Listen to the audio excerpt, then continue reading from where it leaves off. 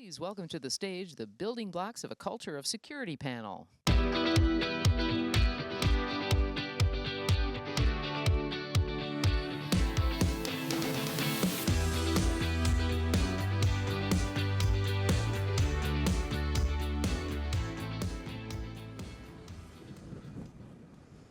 Hello, welcome. At AWS, security is our top priority, without question. And it's been that way since day one. This idea is foundational to everything that we build, and it's woven into our DNA by our leadership principles. But sometimes when we talk to customers about security or culture, they say, wow, that's a lot. How do we even get started? My name is Danielle Ruderman, and I run the Global CISO Circle program for AWS. My colleagues and I have talked to hundreds of customers over the years about culture of security. And I want you to know, we hear you. Changing culture is hard. Scaling a security-first mindset across an entire company can be really hard. But it's also an incredible opportunity for the security team to come together with the business and partner on achieving the company's objectives and effectively managing risk together. And that's what we're here to talk about today. What do those foundational building blocks of culture look like? How can all of you challenge the status quos in your organizations to show that security can truly be an enabler to the business? So let's meet our panel, who are here today to share their expertise with us on how you can build an empowering and resilient culture of security. So first of all, please welcome Tony Goda, seasoned industry disruptor, tech executive, and serial entrepreneur with over 25 years of experience in cybersecurity, fraud prevention, and risk management. Today, Tony is the chief architect of security, fraud, and risk, and vice president of technology at Intuit. He brings a wealth of experience to this discussion. Beyond his technical expertise, Tony is deeply passionate about mentoring and growing leaders. And today, you are on the board of Hack the Hood, an organization committed to economic mobility and equitable tech design for underserved communities. I am honored to have Tony here today to share your expertise with us, your experience as an entrepreneur and a tech executive as we talk about culture of security. Please also welcome, thank you.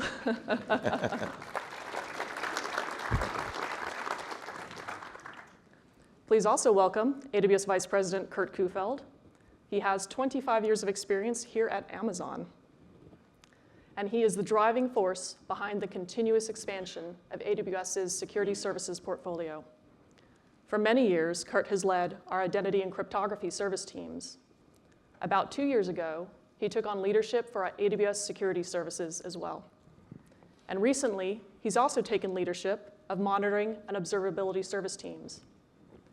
This means that today, Kurt is the single-threaded lever driving a holistic vision across all of these services so customers can run, build, and scale their workloads securely on AWS. In addition, Kurt is a trusted advisor and executive sponsor for some of the world's most security-conscious organizations. And he leverages his expertise to challenge them to look within their own organizations and their own culture on how they can partner with security and the business together. And Kurt likes to remind customers that security is not an afterthought, and it has to be built in from the very beginning of every project. So thank you, everyone. Welcome to Kurt and Tony today. So the first thing we want to do is level set on some of the words that we're using today. So at Amazon, we very deliberately use the term culture of security. It's this idea that we have managed as a security team to scale ownership for security across the entire company. So security is everyone's job. That's different from this idea of security culture, where we're talking about the culture of the security team itself. So this is where you might think about, like, how are you hiring and developing your security team? How are you structuring your security team to meet the needs of the business? So today, those are two very important conversations we should be having, but we here are focused on culture of security, which is this idea of scaling ownership for security across the whole company. All right, so the first thing we want to talk about, why does the culture of security matter so much? I think we've seen this topic really rise in interest these days. And Tony, I think you have a perspective from within Intuit, why it's so important to you. I do. So first, when I first came into the industry, I had a lot more hair than I do right now, just as a heads up to everybody. But and if you think about it, Intuit is a business. Every quarter we have to meet our numbers. The goal of the security organization is to protect the customers, of the business, which means that sometimes we're the department of no, like we say, no, you can't do that thing because there's an issue or something like that, which means there's a natural tension between the business and the security organization. So how do we as an organization, develop a tighter collaboration with the business? And one way to do that is with a culture of security. So the things that we think about are, our security teams have infinite risks that they have to mitigate, but limited resources. So how do you do that? Like, how do you actually solve for an infinite number of problems, but you don't have infinite time or resources? Well, you partner with the business. Instead of it being a centralized organization where you're making the majority of the decisions, you can actually distribute the decisions locally down to the other stakeholders within the organization, because they have a clear understanding they understand that the decisions that are being made are in the best interest of the company versus delivering just the best features for customers, which is important, but it has to be done in the right way. Right, and I think many of you in the audience can probably relate to this idea of the security organization never having enough to keep up pace with the business. And Kurt, from your perspective, you're outside of the security organization in our service teams. And I'd love to hear from you, when you talk to customers, why is there so much interest in this idea of culture of security these days? Well, it's interesting for us. I'd say that, security has been core to AWS since the beginning. Frankly, it's been core to Amazon since the beginning, because building trust with your customers takes time. It's difficult. And losing that trust is trivially easy. Having a security issue is a very simple, easy way to lose trust. And frankly, not only could you lose trust, but it could be a very big impact to your business, especially one like AWS. And in the worst case, it could be an extinction level event. So security matters. And for customers, they realize that they have to actively prioritize security. Cybersecurity Review Board said, as a matter of fact, from a culture of security perspective, that a deficient security culture is the root cause for many avoidable errors. So a security-focused corporate culture and the accountability of that corporate culture starts with the CEO, frankly. For us, Matt Garman, Adam before him, and Andy before him, and frankly, Andy even today, care very deeply. The CEO and the board of directors should be focused on cybersecurity all the time, should help drive that corporate culture. And ours have been from the start. And bluntly, it's just the right thing to do. Like, you have to keep your customers' data safe. I think this idea of it being the right thing to do would resonate with a lot of us in the security industry.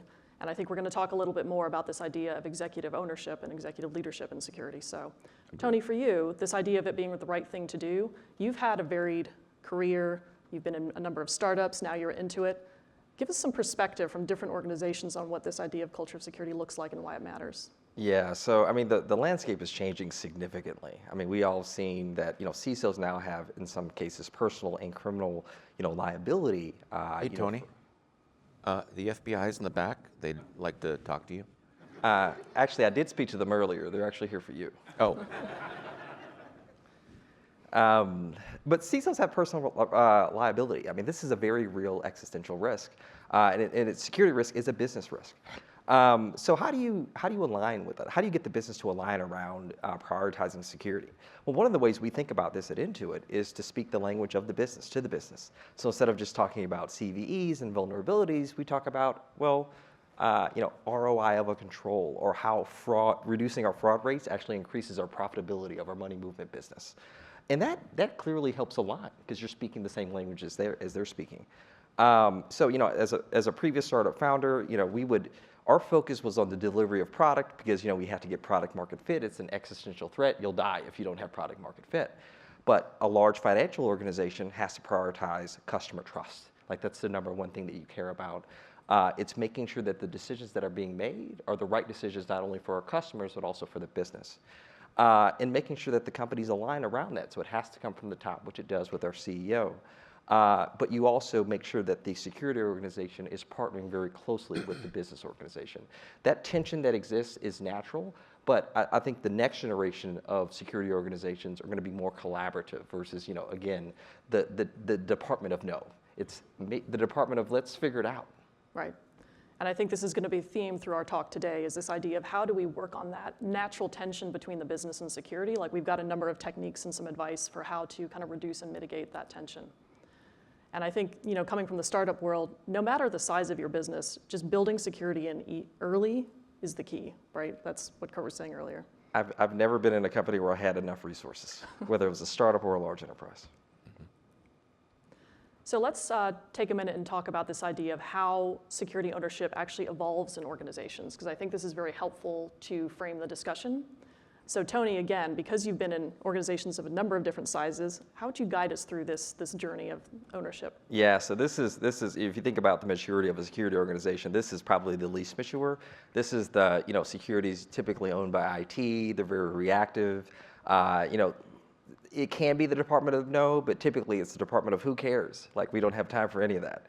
But then you become more mature. So now you become a child, the security team matures, you focus on outcomes, and you start kind of building automation, although the security team does still own that risk. But instead of it being instead of it being just them that's starting to care about it, as you evolve into an adult, the security team provides advisory services, helps build security, and what happens is that you start to collaborate more with the business. You're building in security early and acting as a partner to the dev and product teams. So instead of it being, again, there's centralized repository where everything kind of goes to, right, you're starting to collaborate more with the teams. And of course, then as you become more mature, you're more of an athlete. Like, it's, instead of it being one person that's kind of, driving, or one organization that's driving it, it's the company's responsibility, to be secure. And so security is integrated throughout the entire company. The security organization is finding ways to accelerate the business versus finding ways to stop them from doing things. We're advising the company on how to mitigate risks. And although the company as a whole is responsible for security, the security organization does own the outcome of the security of security. Right. And I think that's what we're going to go through today, is how do you start as a security team working more closely with your developers and your product teams, but then expanding that to working with everyone in the company, because we have this idea of that it's everybody's job, and I think that can be challenging to visualize how you actually get there. Yep. And so, Tony, we had an interesting discussion actually about evolution that I think will help kind of fix this idea in everyone's mind, is it's how the user experience actually came into being. So many of you may remember years ago, there wasn't such a thing as user experience. So developers, it was up to them. They had to figure out where to put fields, where to put buttons, how to color your applications. And I think it was really challenging for us human users to figure out how to use some of these applications, because there was no standardization. It was all very different. And I think there's a parallel here in what we're doing with culture in trying to provide those guardrails to the development teams so they can actually build security in and make us easier for the rest of us humans. Could you comment on that? I think pretty deeply about, cybersecurity to me is a psychology problem. Like, these are humans that are making decisions on a regular basis. And if you think about it, what you want to do as a security organization is, like, we are delivering a product, and that product is a great security outcome. So with any product, a user experience actually does matter. If there's a lot of friction that's involved, if it's an adversarial relationship, then you're not going to have a strong partnership. They're not going to come to you earlier in the process where we need to be involved. So delivering a great user experience means that we're being empathetic, to the business. We're understanding what their timelines are. We're understanding not only do we as an organization are tasked with making sure that good security decisions are being made, we're helping them accelerate the delivery of whatever thing they're trying to deliver in a secure way. So it's not just it's how do we literally get there faster as a team. Right. And that underlying theme again of empathy, trying to understand the people you're working with. I also think of the user experience as a capability that not only, it exists in a less mature state, but as the organization becomes more mature, we're thinking more about user experience, continuously. Right. Taking feedback from the business as a strong partnership. And then Kurt, when you've been advising customers, what makes a difference? So if we think about these early stages of Sure. this security ownership, what makes a difference in those early stages? Well, security is interesting in that I think many companies would like to think of, I'm going to do a security project and then I'm done. And that's just not the way it works. Culture change, and particularly security, is iterative. It's not a one-time project. It's something that you do continuously. And that continual improvement is a journey. So you start slow. It's not a checklist. You have to keep working at it, and we'll go through some more of that. But and as part of that, I think much of it also depends on the security group's relationship with the business and the CISO's relationships with the board, with the other key executives, or maybe all executives, and then understanding the board, understanding your executives, and the concerns that they have, and the business that they have, so that you're part of the business. You have to align your security objectives with the business objectives and the leader's goals and metrics, et cetera, so that you're actually in there with them, helping find a way to say yes rather than to say no. I have a real relationship with our security team. Like, I don't even think of it as the security team. They're just the security team that helps us be more effective. That's it. Right. They're just part of the team. And that communication helps dissolve those boundaries between the various organizations. So I work with the security team all the time, and they're just part of what we do. Right. I love that idea that communication can dissolve those cultural boundaries and we can really just be one team. Mm-hmm. And then in these discussions, I'm sure that you hear a lot of objections. So your security teams, your counseling, your customers probably have a lot of objections to some of the ideas we're going to talk about today. Could you share some of how to handle those, please? Absolutely. I mean, let's face it, security is not a nice to have. It's not an insurance policy. It's something you have to do. By the time that you have a devastating security incident, SolarWinds, there are a lot of data loss issues that you see and read about all the time. By that point, it's too late. Or you hear things like, oh, we've never had an issue. Why should we invest? Well, if you've never had an issue, it's usually one of two things. Either you've got a great security culture, or you've just been lucky. And honestly, if you answer like that, chances are you don't have a great security culture. You've just been lucky. I'll give you an analogy. So, why would I change the oil in my car? I've never had a problem. So why bother changing it? Well, guess what? If you don't change the oil in your car, you will have a problem. And security is the same way. It's something that you have to continuously do. And by the way, security is not the cops. We are not the police. We are part of the corporate community. Christ, now I'm calling myself security. And we just need to be peers and work together. That's it. And find a way to say yes. Yeah. Finding the way to get to yes, I love that. So for the rest of the discussion, we really want to frame it around these three key ingredients. So first, we've already touched on, it's this idea of executive support, and we'll dig a little bit more into that. And then this idea of distributed ownership. This goes back to that idea that security is everyone's job in the company. How do you actually make that happen? And then the last one, I think this is so important because it's the underpinning of everything, is this idea of psychological safety. Do the humans in your organization feel comfortable and confident that they can raise an issue about security? Do they know who to go to? Do they trust that you'll do something about it? So let's dive in. So first of all, Tony, I think we'll start with you. At Intuit, what does executive support look like? Tell us a little bit about that. Yeah, so my colleagues joke about this, but I say it on a regular basis. I'm new to Intuit. I've been there for about 1.5 years, and one of the things that I love about it is that, security is a top priority. It's a P0, which is what we kind of call the most important things, which means that we have a lot of power. Like we can say no to a lot of things. And with that power comes great responsibility. So, being empathetic to the customer, understanding when that power should be used, partnering very closely with them so that so that we don't have to do that. Like we don't want to say no. We want to be involved early enough in the process so that we can say yes. And here's a great way to solve, for the problem.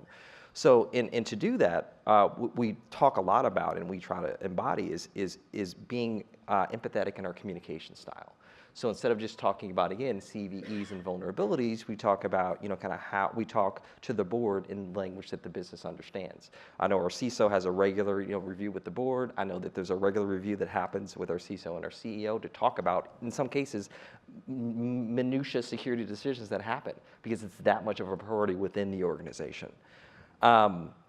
One great example of this is that I'm sure we've all heard of generative AI and and how that is basically changing the world in front of us.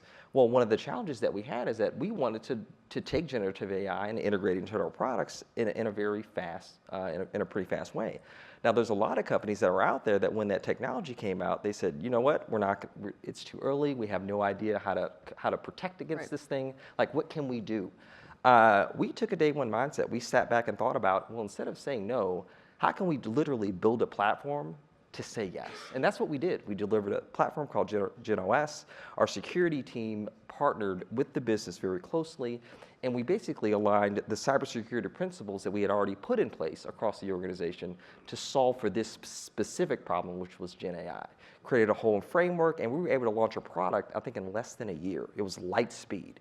And that was a phenomenal outcome for the business, and the executives really appreciated it. Instead of us, again, being the department of no, it was, let's figure it out. We're a team. Like, let's deliver for our customers.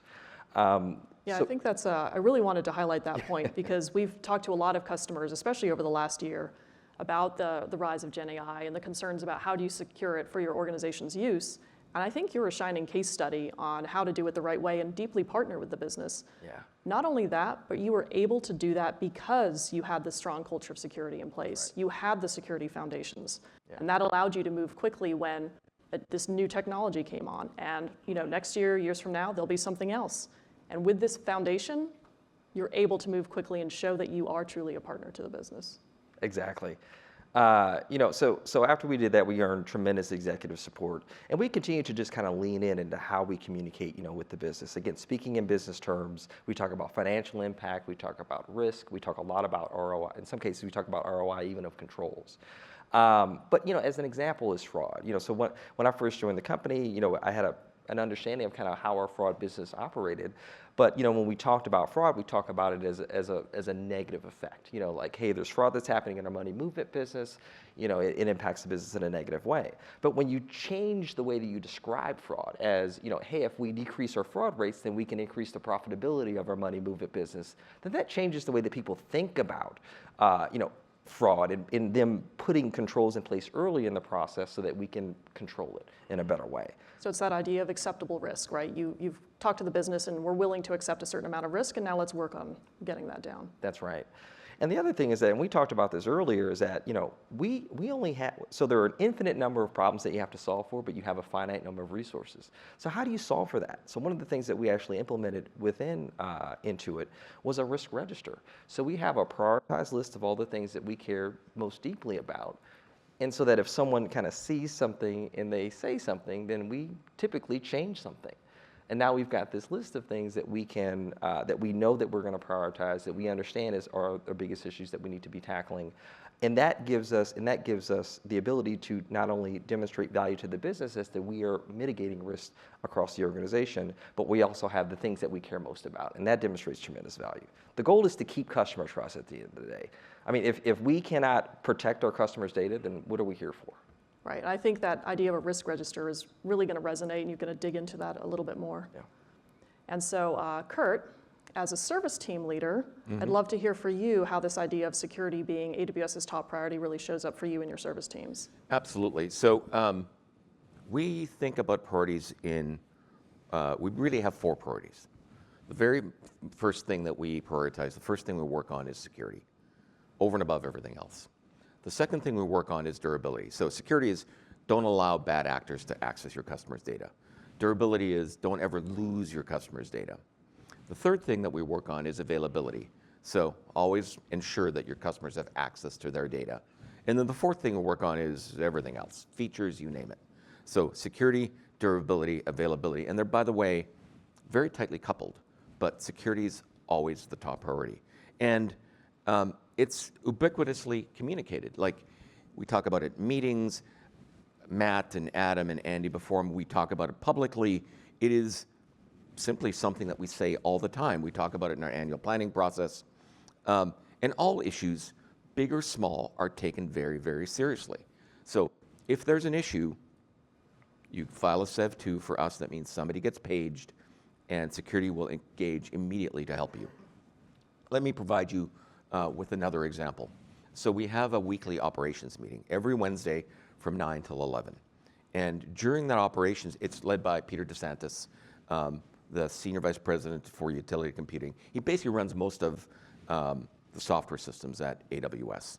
And during that time, part of what we do is we review what we call correction of errors. Something's happened, the correction of errors is what's happened, how do we find it. There's an entire process. Think of it like an RCA, but much more detailed. And we review that with the goal of focusing on prevention. It's not blame, it's not who did something bad. It's like, how can we solve this problem or this class of problem? And transparency is key. Like all the engineers at AWS are invited, all the VPs are invited. I tend to go pretty much every week. Peter's there. And it's run by engineers. And by the way, thousands of people dial into this, thousands of people attend. And we learn from the issues and continually improve. And it's emphasized, it's a teaching mechanism. Very similar to that, on Fridays, we have the weekly security meeting. And the weekly security meeting is led by our CEO. Currently, it's Matt Garman, it was Adam, and prior to that was Andy. And it happens every week. And it's Matt's meeting.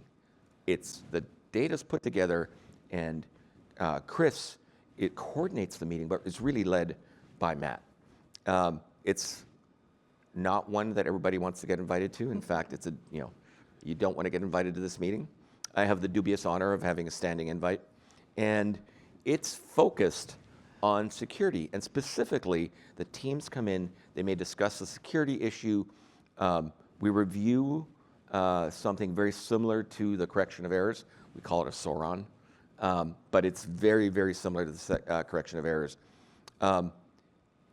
And to emphasize, like, it's our CEO that leads the meeting. It's clear that he cares. Right. And that's what matters. And again, it's a teaching meeting, we learn, but you show that security is the most important thing we focus on. I love it. It's a very expensive meeting, totally worth it. Yeah, I think that level of inspection from the CEO into the security business is remarkable. And I think, Kurt, I told you, we had a customer meeting last week where we talked about this weekly meeting, and their jaws literally dropped open, and they said, wait, your CEO sits down every week with the CISO and talks about security? And they just couldn't believe it. And I want you to know how unusual that is. It is right? very unusual. It's not just the CISO, it's like the teams come in and talk. So it's serious.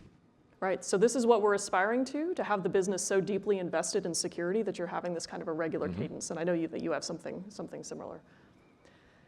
And so I do want to hear a little bit more about this correction of error mechanism. I think what's so impressive about it, and this is something everybody can take away from this talk, is the level of transparency that we have at AWS around what's going on with security when something happens, and then what we do about it. Can you talk a little bit more? Yeah, so the correction of errors, like I said, is and we do it for, I'll use the availability correction of errors, when some operational issue happens.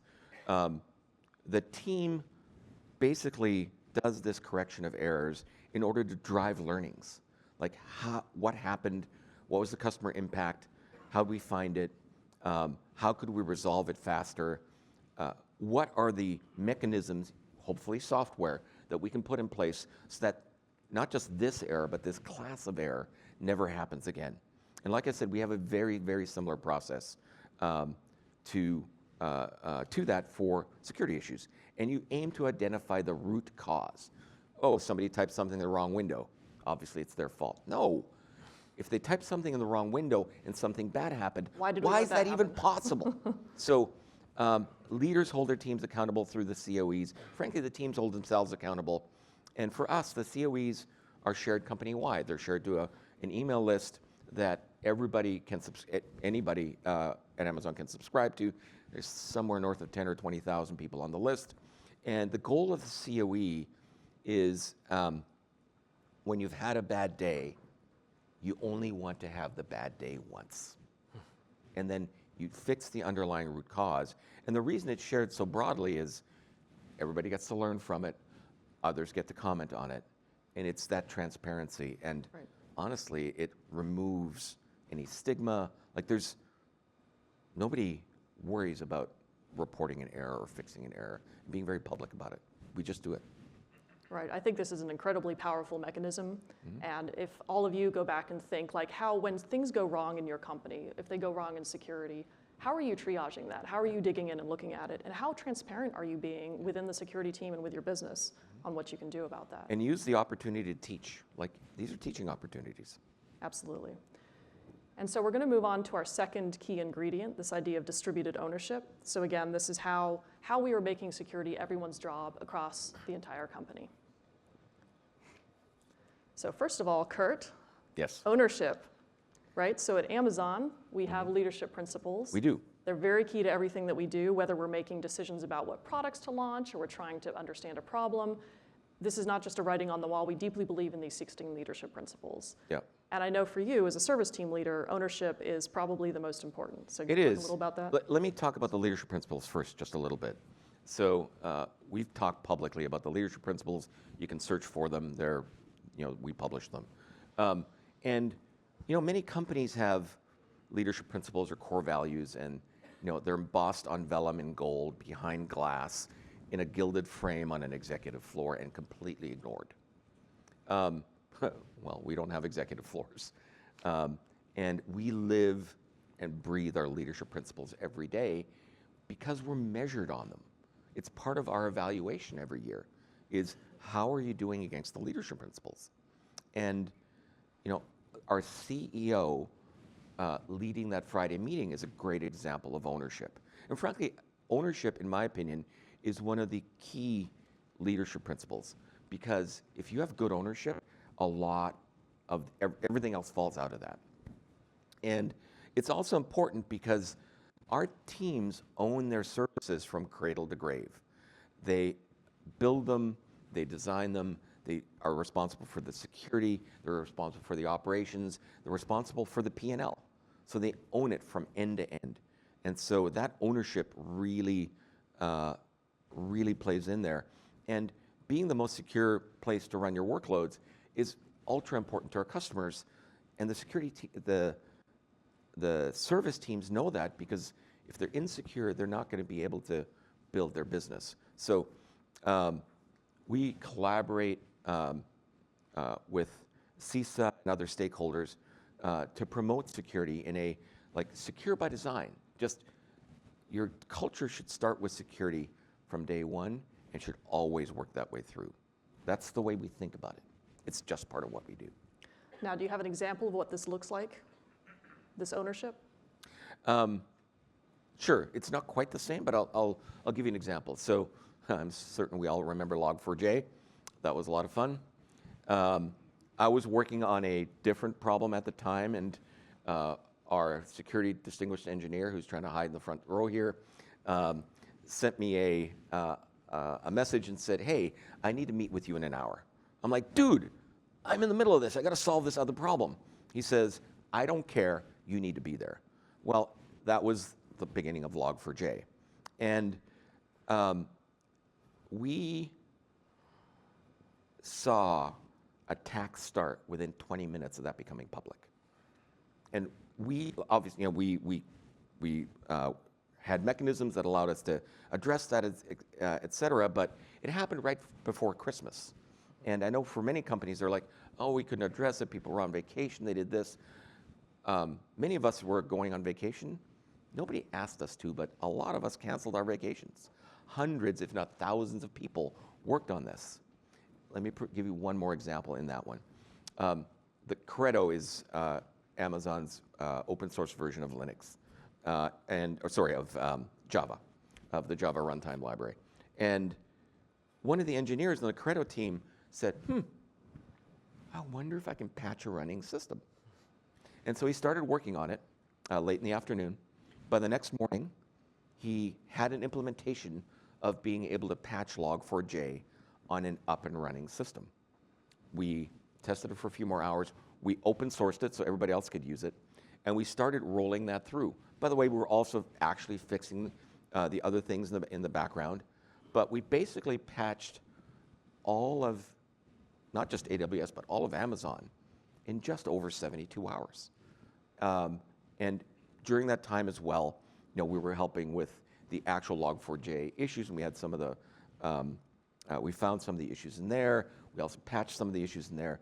But we basically ran that and patched everything, all the running systems within 72 hours, and then continued to patch everything else in the background once our systems were protected. But it was important. We didn't have to ask anyone.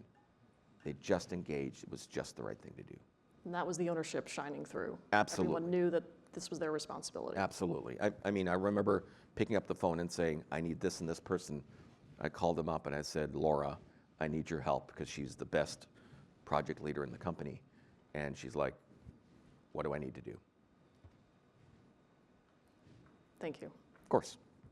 And Tony, I think we're seeing this idea of how do we make the right thing easy. And you've got some really interesting examples with how you try to drive localized decision making. So similar to what Kurt said, our engineers felt they had ownership to solve these challenges.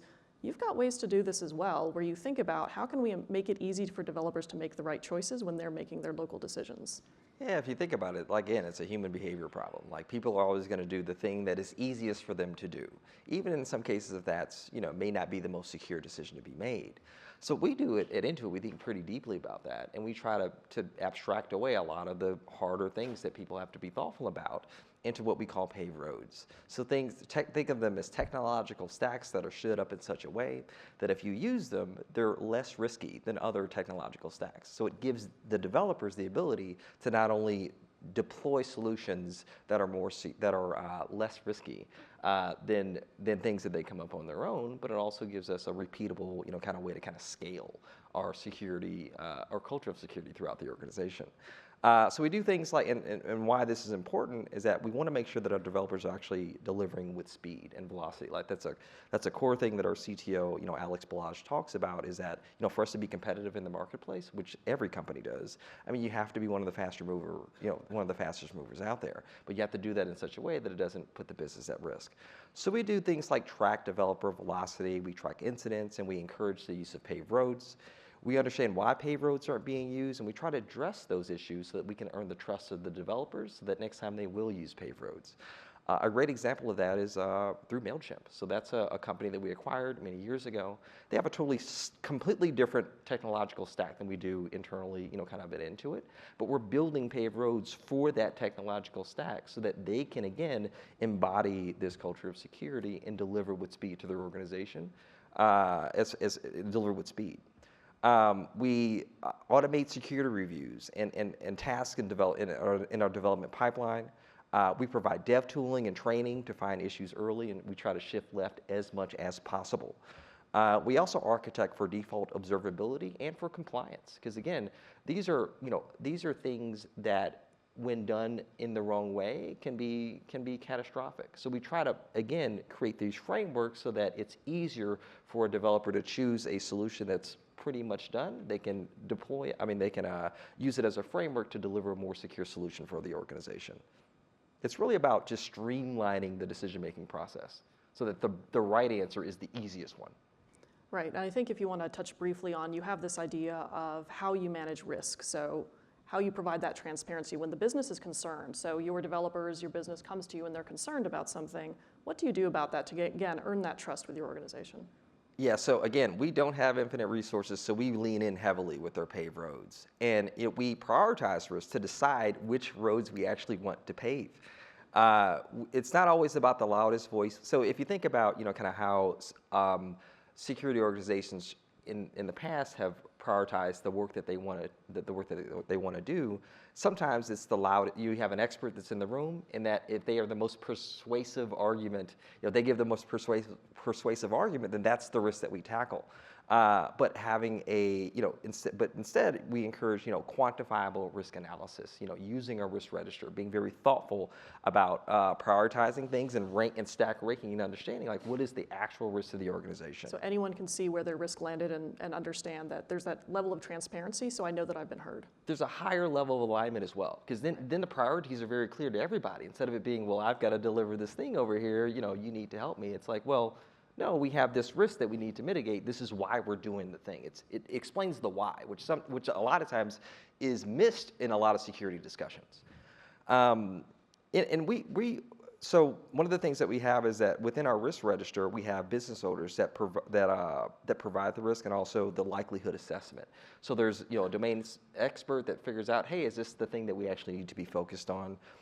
It's a very transparent process that we talked about before. It gives visibility to the things that are most important to the organization, and it allows us to solve the top problems that exist across the organization, and it builds trust, with the business. Is that we are actively thinking very deeply about the things we need to go after, and we're being very transparent with the business that these are important, and there's much greater alignment because instead of it being a set of things that change, from year to year.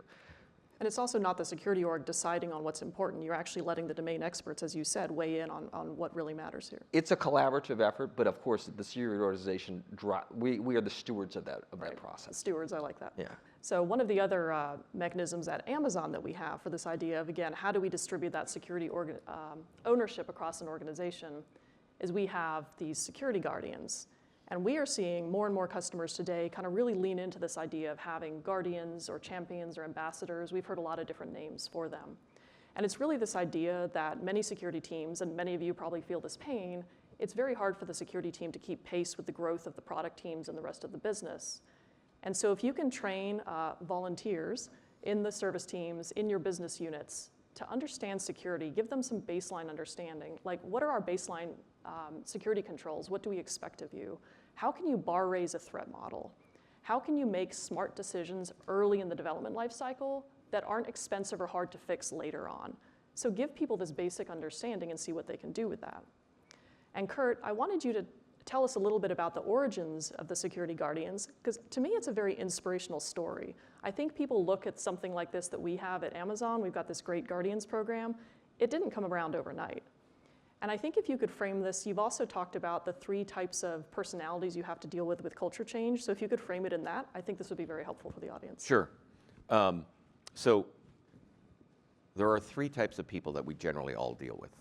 And I call them the early adopters, the fence sitters, and the detractors. The early adopters are the folks that, they're the first ones to do something.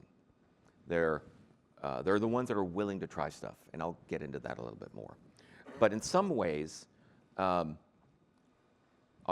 Security Guardians program are those early adopters. And what happened was our AppSec engineers, our security engineers, actually started this very scrappy. They realized we couldn't hire fast enough. There weren't enough security engineers in the world to, kind of cover everyone. And so the AppSec engineers thought about, hey, can we empower the friendlies, those early adopters, the folks in the service teams who are the early adopters? The folks, the first one to buy an Alexa, the first one to get a Ring doorbell, or the first one to use Gen AI to send their thank you notes, right? Those very early folks.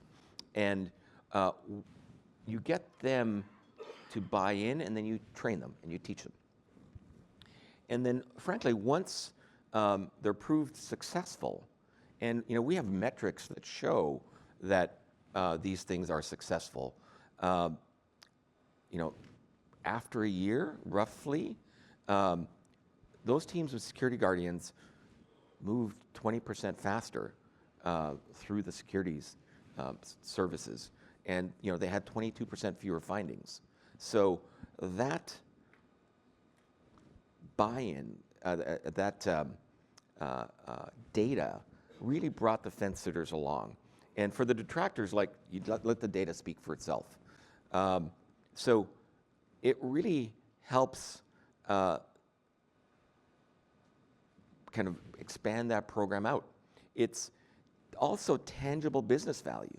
Like, it's faster, more secure development, and it kind of grew organically from there. So it wasn't some big top-down thing that, Adam or Matt or Steve Schmidt at the time or told us to do. It just kind of grew naturally, and you let the data speak for itself. So how do you do this in another company? Well, start with a pilot. Find the team that is, that are these early adopters that kind of lean forward, and get them on board, and then see how that turns out, and then let the data speak for itself. The fence sitters will come along, and frankly, you're always going to have some detractors, and you can address those separately because you're either on the bus or you're off the bus. So I think this is a great example of, if you're trying to think, how do you get the business to care about security? Numbers like this show that security is genuinely helping the business move faster. You're actually shipping product faster by having these guardians on your team trained on security. So that's just one of the ways to reduce that friction that we had talked about. And actually, I just wanted, you're actually, it's not like us and them. They're just part. They're just part of the team. I want to move on, so we're getting low on time, got about 10 minutes left. So we want to move on to the third key ingredient here, which is this idea of psychological safety. So if we want security to be everyone's job, we've got to feel comfortable raising issues and knowing they'll be heard. So Tony, tell us a little bit about how you achieve this at Intuit. Yeah, and I alluded to this earlier. We embody a culture of kind of see something, say something, and something will change. I experienced that when I joined the company a year and a half ago. We've had incredible discussions, and it is a phenomenal change from where we started, which is, I'm sure, every security organization's kind of growth pattern, especially with the landscape changing as much as it does in the past year. So we ensure visibility that security issues are taken seriously. So if someone does say something, we do enter into the risk register. It's there, it's known, we quantify the risk, we understand that it's there, and we figure out kind of where it sits in our list of priorities. Typically, if it's high enough, it gets fixed immediately. But if not, there could be multi-year issues multi-year projects that we put in place to solve for that. And because of that, we're building a culture in which people feel comfortable raising issues. We're not shaming people when they come, they identify a problem. It's, okay, thank you for reporting this. We appreciate it. This is a threat to our business or to our customers, and we want to solve for it. Or we've investigated. It's not as big of a risk. We've got controls in place. We're comfortable with it. But there is a level of understanding that we will take it seriously, which is part of our culture. It is the top priority that we have. It's ahead of product launches. So we do have the power to say no, but we use that power extremely responsibly. We try to partner with the business as early as possible so that we don't, again, have to say no, but we're figuring out ways on how we can move together with speed. We discuss internally, security and operational issues regularly in our OpMech. So we have a regular kind of OpMech where we talk about, some of the top things that we care most about and how we're going to remediate those issues for the company. We actually have an internal, kind of DEF CON that we call RedCon. My friend here runs it, actually, Ryan, who's sitting in front of me.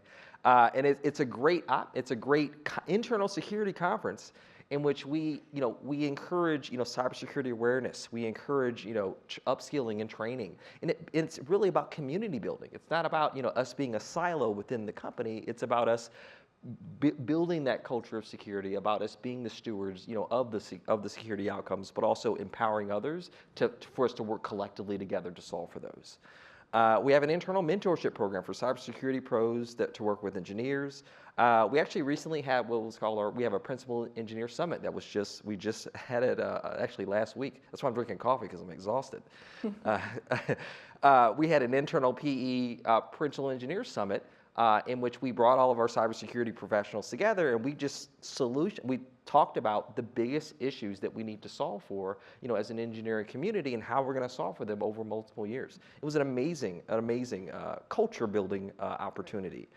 So creating community allows us to create that idea of psychological safety. The community, if again, it's not about, every once in a while saying good job for finding a security vulnerability. It's putting several things in place that enforce that within the culture of the organization. Right. It's not one thing, it's a ton of things. And then, I think, Kurt, we have another example too. Sure. So this is actually a quote from an internal AWS security wiki, and I want you to talk a little bit about what this means to you as a service team leader. Absolutely. It's better to wake someone up and be wrong than to not wake someone up and be wrong. If you think there's an issue, there's an issue. If you think there's an issue, there's an issue. And for us, we are all pageable. I get paged. But we engage, if we think there's a security issue, we engage our security team at what we call SEV2 pace. That means somebody will generally be on the call within 5 minutes. And there's no punishment for reporting a security issue. In fact, to be blunt, you're rewarded for that. You have to celebrate it.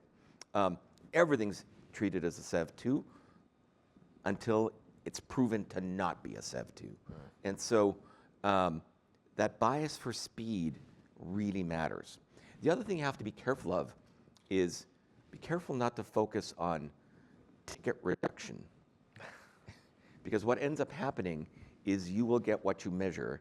And if you focus on ticket reduction rather than just addressing problems, people won't report them because their metrics will look bad. So focus on transparency, focus on handling issues, and use a COE-like process. So I think that's really key, especially not goaling on ticket reduction. We do talk to a lot of customers who do that, and that's going to drive the wrong kind of behavior. And I think there's another component here to this idea of psychological safety, which is how you reward and you promote the positive. And I think, just to add on, you had a wonderful story about what happened with Log4j and how you recognize. This is a bit of an extreme story, but I will definitely tell you that one. But we do this on a regular basis in rewarding people when they report something. But for Log4j, like I said, there was hundreds, if not thousands, of people involved. But there were a number of folks that, I'll be blunt, they went really over and above. And we thought about, how do we reward these people? We created a spreadsheet of who they were and what they did. We're like, do we give them some money? Do we give them some time off? And in the end, we didn't do any of those things. What we did was, I sent a note to Andy Jassy, because this was across Amazon, not just AWS, and said, hey, here are particular individuals, and here's what they did, and it would be great if you could drop them a note. And Andy wrote a personal note to every single one of them and said, thank you, and recognized what they did in that situation. I love that. Huh? I love it. Oh, it was great. We got some kind of around the feedback privately, we could not have done anything better than that, because it was that recognition.